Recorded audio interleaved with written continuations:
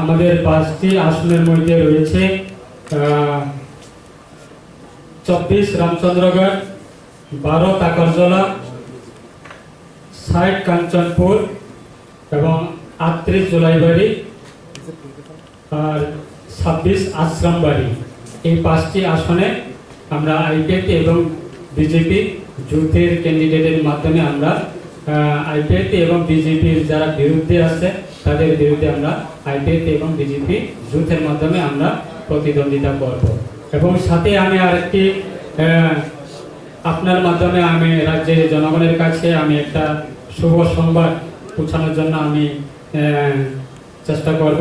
কেননা এই 2023 বিধানসভা নির্বাচনে আমাদের ভারতের মাননীয় প্রধানমন্ত্রী ওনার আশীর্বাদে আমাদের 26 আশ্রমবাড়ি অ্যাসেম্বলি কনস্টিটিউয়েন্সিতে আমাদের রাজ্যের প্রাক্তন মন্ত্রী তথা আইপিএফটির প্রাক্তন সভাপতি শ্রী এন.সি. দেববর্মন মহোদয়ের তাইনের নেতৃত্বে, তাইনের সহযোগিতায়, তাইনের আশীর্বাদে আমরা 2018-তে যখন বিধানসভা নির্বাচনে ক্ষমতা এসেছি, আজকে সেই জিনিসটাকে লক্ষ্য রেখে শ্রী এন.সি. দেববর্মন মহোদয় ওনার স্ত্রী, ওনার ডটারকে আমরা আইপিএফটি এবং বিজেপি জোটের মাধ্যমে আমরা ওই 26 আশ্রমবাড়ি অ্যাসেম্বলি কনস্টিটিউয়েন্সিতে নির্বাচিত করেছি এবং উনি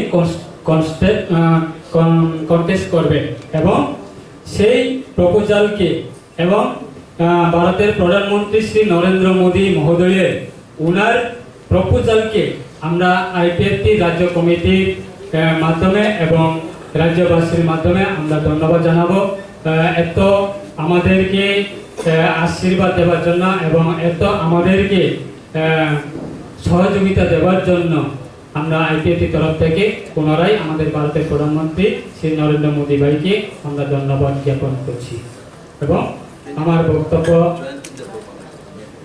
ওনার নাম জয়ন্তী দেববর্মা, উনি আশ্রমবাড়ি 26 আশ্রমবাড়ি অ্যাসেম্বলি কনস্টিটিউয়েন্সি থেকে কন্টেস্ট করবে আগামী 2023 বিধানসভা নির্বাচনে। ধন্যবাদ।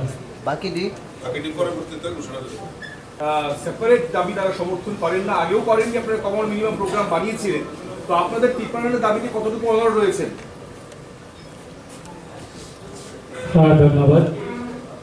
দেখো, একটা রাজনৈতিক দল হিসাবে আমরা পরিচিত রাজ্যের জনগণের কাছে আমাদের মূল দাবি এবং মূল উদ্দেশ্য আইপিএফটি যখন গঠন হয়েছিল যে আমাদের এডিসি সশস্ত্র জেলা পরিষদকে আমরা ভারতের সংবিধানে আর্টিকেল 2 and 3 দ্বারাই আমরা গণতান্ত্রিক পদ্ধতির মাধ্যমে, রাজনীতির মাধ্যমে আমরা রাজ্যের শান্তি সম্প্রীতি রক্ষা মাধ্যমে আমরা আন্দোলন করে এসেছি। এবং আগামী দিনে আশা করি আমরা জোট সরকারের মাধ্যমে যেইগুলি সমস্যার সমাধান করার জন্য ভারতের প্রধানমন্ত্রী শ্রী নরেন্দ্র মোদী ভাই উনি যেহেতু সহযোগিতা করছে এবং রাজ্যের মুখ্যমন্ত্রী, মাননীয় মুখ্যমন্ত্রী, প্রাক্তন মুখ্যমন্ত্রী, ওরাও আমাদের যে সমস্যা সমাধান করার জন্য যেহেতু সহযোগিতা করছে, সেই জিনিসটাকে আমরা লক্ষ্য রেখে আসন্ন 2023 বিধানসভা নির্বাচনে আমরা আইপিএফটি এবং বিজেপি জোটের মাধ্যমে আমরা লড়াই করার জন্য সিদ্ধান্ত নিয়েছি। ধন্যবাদ।